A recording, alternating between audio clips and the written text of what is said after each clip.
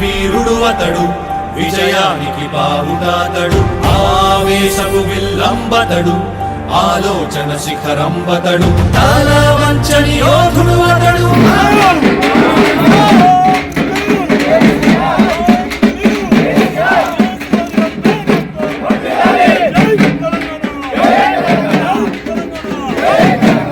తముడల జననం తొలి కిరణం, వేకువకే ఆభరణం, తన గమనం కైవేచే ప్రతి ఉదయం, వినిపించే తొలి పాఠం, పులకించే గురుపీఠం, శోధనయే సాధనమై సాగిందో. కనివిని ఎరుగని పంత